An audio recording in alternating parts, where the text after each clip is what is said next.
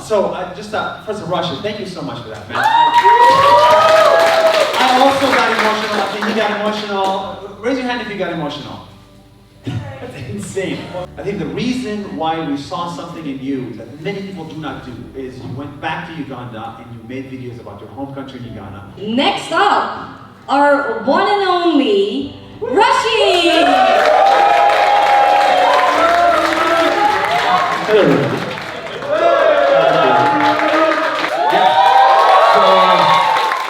Story time. I really want to share a very, very personal story. This is something that I've not shared with anybody else. Some of the things my family don't even know them. Wow. So that's how special you guys are. I felt like it would be an honor for me to stand in front here and tell you guys my real life experiences and what lessons I've learned. So my name is Rashid Lumunye. I'm a video creator, videographer at Nas Daily. The real question is, who am I? Yeah, so who am I? I am 25 years old. I'm Muslim. I bet majority of you never knew this, but I'm Muslim. I was born in Uganda, so a lot of us might not know what the hell is Uganda. And I wanted to take this opportunity to tell you a little bit about where I come from. I come from a small city that looks like this. It's not hard, it's not bush, I'm not a bush warrior. So I come from this place. This is Uganda basically in 3 pictures.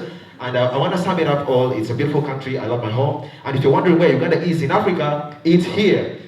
So just to give you more context of where I come from, because I feel like this was important. Some of us we meet, but we never get to know where each and every one of us come from, you know. So let's get back to where it all started. I never knew what I wanted to do. So I took a chance on becoming a dancer.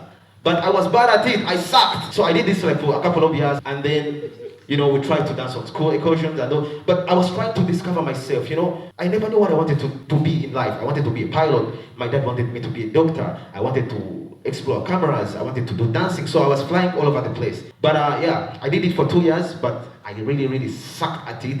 And I got lost again. So I started my creator journey in 2014. Not so many people know that. That's before Nas Daily. In 2014, I started my creator journey.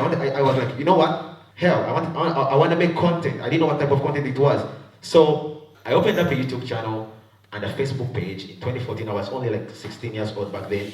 And I started publishing content like news articles, photos, and this is a screenshot from 2014. This is my first video uploaded 8 years ago on YouTube. So I wanted to be a creator, but I never knew what I wanted to talk about. I quit that. I was like, that sucks. So I went into A level, and this is where I started to see where I wanted to be. But luckily, I was able to get enrolled in one of the best universities in my country, which is this one, Makerere University. So I luckily managed to get admitted. So upon admission, I was like, okay, what's next? What am I gonna do at the university? As I was planning what to do at the university, I did quite a lot of blue-collar jobs, you know, trying to make a living. Because in my country, no matter how poor you are or how rich you are, like there's this culture to show that you can work hard.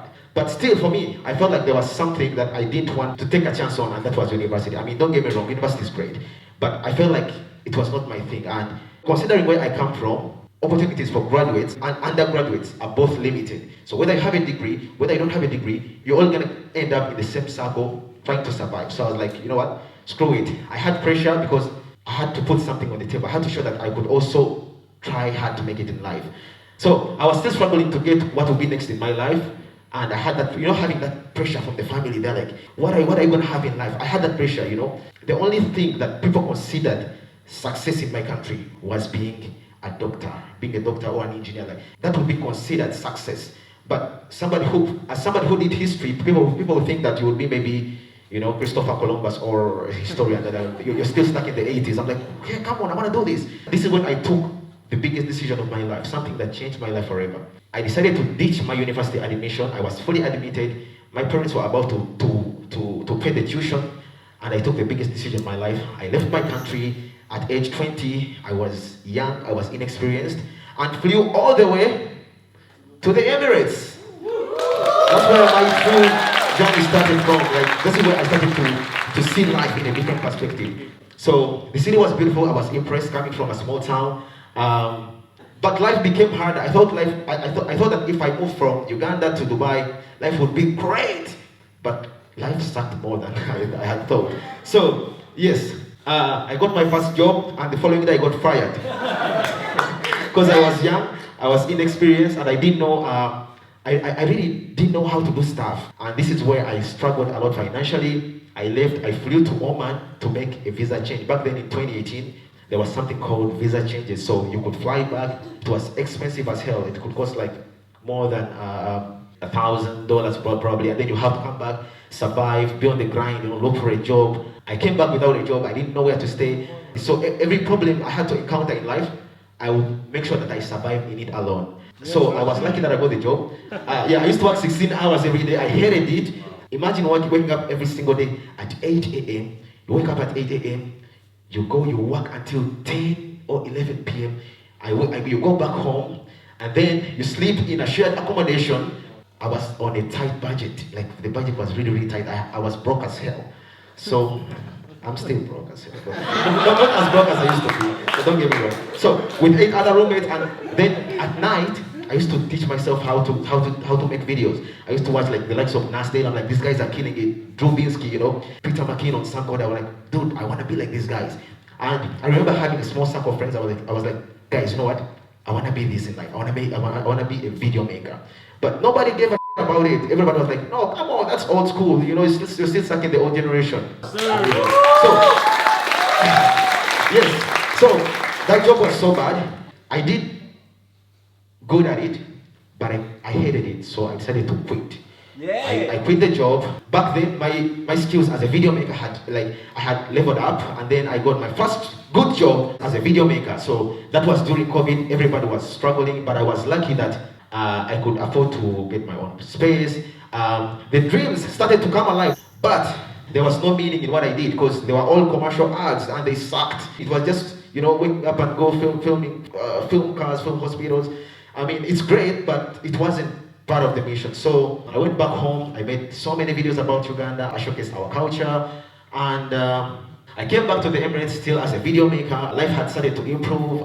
The hard days were a little bit behind. Until one day, this guy Nusaya posted, he was like, if you're crazy enough, I'm serious, come build a company with me. I'm like, I've been through a lot of I'm crazy enough to go build a company with this guy. So yeah, and then my friends kept on, like Rashid, my friends kept on tagging me in this post.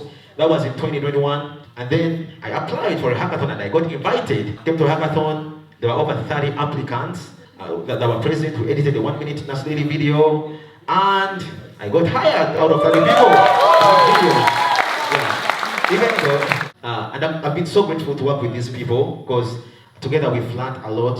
We made videos at Nas Academy in the early days. We made so many courses, and then I've also had a chance to travel around the world, to go to Lebanon and make videos, to go to Nigeria and make videos, to make videos to make our first Nas Daily video in my country, which I felt proud of. Yes, sir! For forever. So, yeah, so because I was making good videos about my country, I also had a chance to sit on a table and meet with the Minister of Tourism, the State Minister of Tourism. So I got invited and we discussed the future of how we can make the country better. So eventually, from being someone who was lost, I felt like there was now value in my life. I started to see value in my life. To many of us, it might not be a big deal, but for a person like me who went through a lot in life, it means a lot to me. And for a person who came from a humble background, this really means a lot to me. My lessons have quite been very simple. Tough times make us stronger. When I was in hostel with 8 other people, those were tough times, but they made me stronger not to give up on what I wanted to be in life. The world can never define you. When I met people who had prejudices about me, they never defined me. I continued to pursue my goals. Even when everybody said that I couldn't make it, I still went ahead. I still worked 12 hours a day, wake up at night, and still pursued my dreams as a video creator. And one last point is that no matter where you come from, your dreams are still valid. Whether you come from a small village in Africa, whether you come from a small village in the Philippines, those dreams are still valid. Nobody should ever tell you that, no, you know what, you can't make it. Your dreams are still valid. You just need to work a little bit harder than everybody. And one final message that I want to leave you guys with is, I worked hard and changed my life. But this would be for a year or two. So my change was built on top of sand. But working at the Nas company is something that has changed my life, I believe, forever. So thank you, everybody. See you later. Yes, sir! Yes, sir!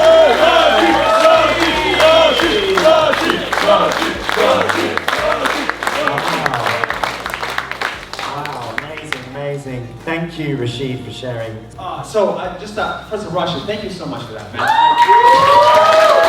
I also got emotional. I think you got emotional. Raise your hand if you got emotional. That's insane.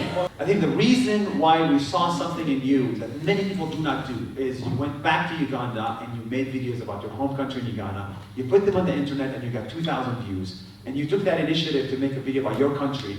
Clearly you had an opinion. You had a strong opinion and you had a strong initiative. And that's all it took for us to know that you're the one. And it's incredible how sometimes it's not the skill that matters, it's the will. So you were hired based on will, not skill. And 2 years later, now you're hired based on skill and will. You know, so it's really